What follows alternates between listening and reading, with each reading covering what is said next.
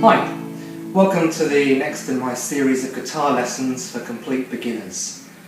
In this video we're going to be looking at how to hold a pick or a plectrum and how to strum.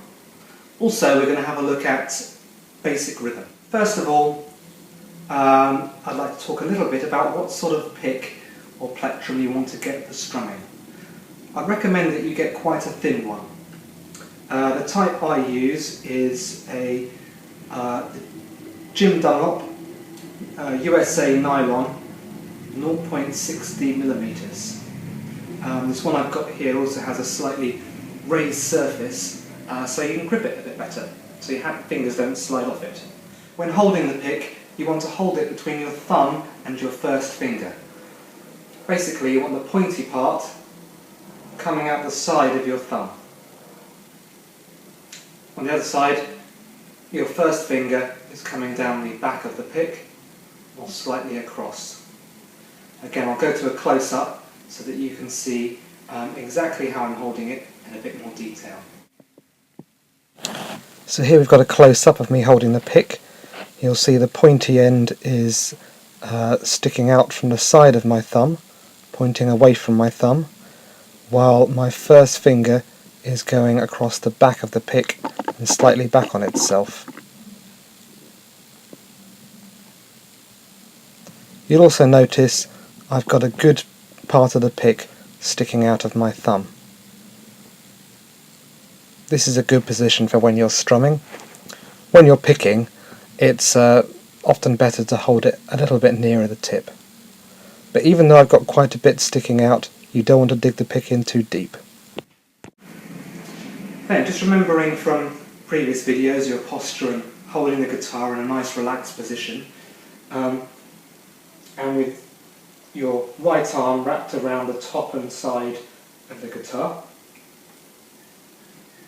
you hold the pick quite loosely between your thumb and first finger.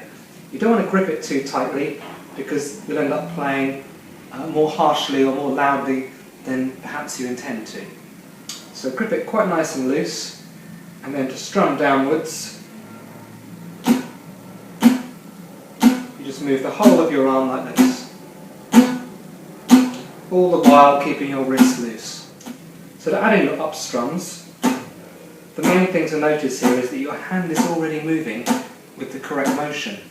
All you have to do is just let the pick catch the guitar again on the way up.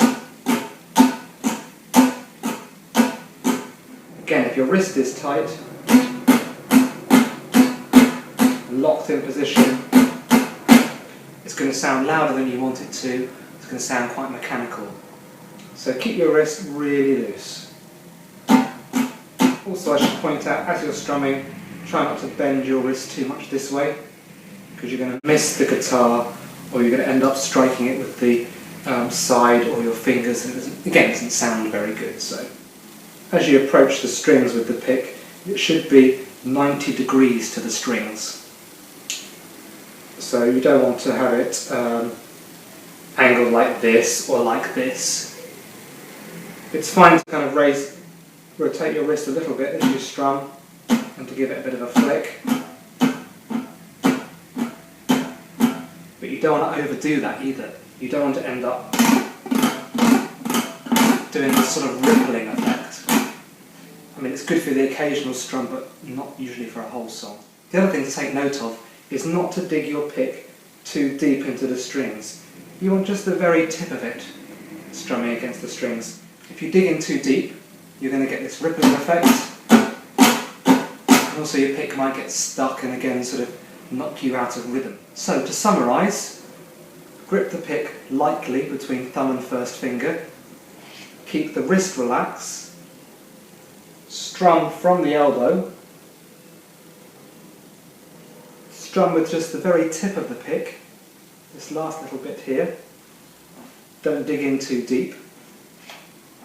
Also, you don't need to worry about trying to strum all the strings. A lot of people when they first start out think they have to, and you end up again with a very artificial sort of sound when you're strumming. Like that, rather than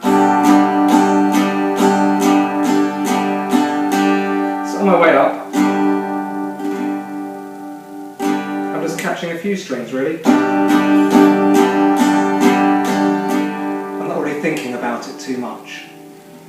If you listen to a few guitar songs, you'll notice that it's not very often actually that all the strings are strummed throughout the whole song for each chord. Again, there are times when you might want to do that, but not usually for a whole song. So before going on to look at a few different strumming patterns that you can use, I want to talk briefly about rhythm. Songs and melodies are divided up into bars of music. Here you can see each bar as a rectangle, and I've drawn a pink arrow to what you call the bar line. The way you can tell how many beats take place in each bar is by the time signature at the top left of the piece. You'll see a sort of squiggly curly line, that is the treble clef. Next to that is a 4 above a 4. That means that there are 4 beats in each bar. Then you have the option of how many notes you want to fit into that bar and how long you want each note to last for.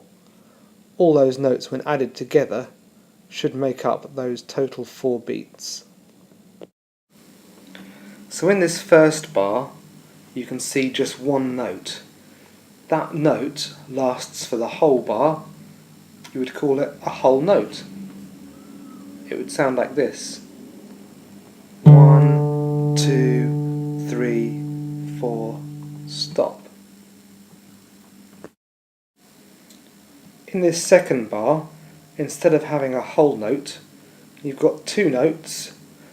These are half notes, so the 2 of them takes up the same amount of time as the single note in the first bar. Those would sound like this. 1, 2, 3, 4, stop. In this third bar, you've divided those 4 beats into 4 notes. So you literally have quarter notes. And these would sound like this. 1, 2, 3, 4, stop. If you were to strum a quarter note rhythm like this, you would do it all with down strums. 1, 2, 3, 4. Or if I do it with a chord,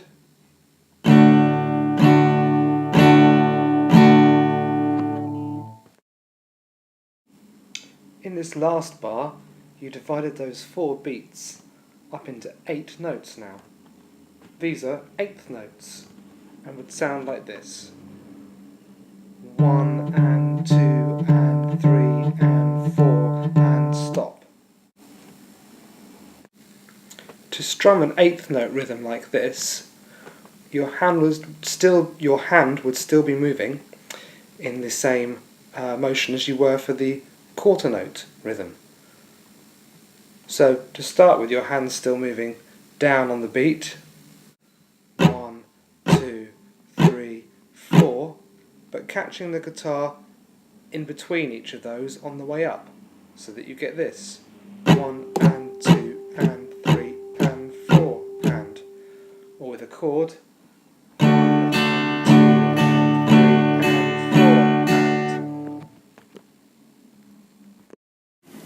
So hopefully you can see from that diagram that when we're talking about the quarter notes, we're talking about down strums. And when you're talking about 8th notes, they're down up strums. They're counted 1 and 2 and 3 and 4 and. So, how do you think you would strum the following rhythm? We're just looking at the first of these 2 bars. I suggest you pause the video now. You would strum that first bar down, down, down, up, down, up. Hopefully you strum that rhythm down, down, down, up, down, up. Let's look at it a slightly different way as well. how would you write out this rhythm?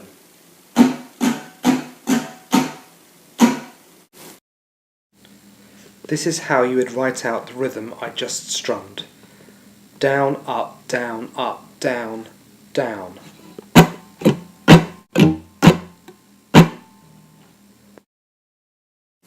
So what follows is a series of slash rhythms for you to try out. It's useful to be able to read these sort of rhythms because they often appear in popular songbooks when indicating how to strum a specific sequence of chords for a song. It's also useful because it enables you to be able to write out these rhythms for yourself and also have something to visualize when you can hear this sort of rhythm being played by another guitarist. Pause the video now and see if you can play each of these slash rhythms. Treat each bar as an exercise on its own. First of all, try and just play the bar through once, and then try looping it twice, then 3 times, then 4 times. Once you can do that, move on to the next bar, and then try all of them again with a metronome. Set the metronome at around 60 BPM.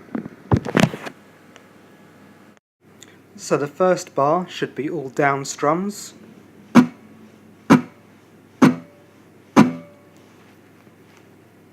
The second bar should be down up strums.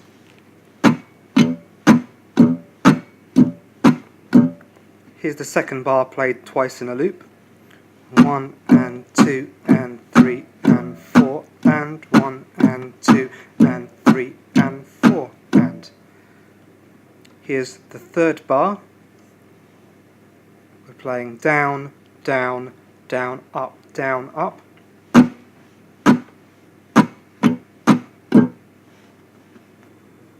Here's the third bar played twice. 1, 2, 3 and 4 and 1, 2, 3 and 4 and. Here's the fourth bar. This is played down, up, down, up, down, down. And here it is played twice. 1 and 2 and 3, 4. 1 and 2 and 3, 4. Here's the fifth bar. This will be played down, down, up, down, down, up.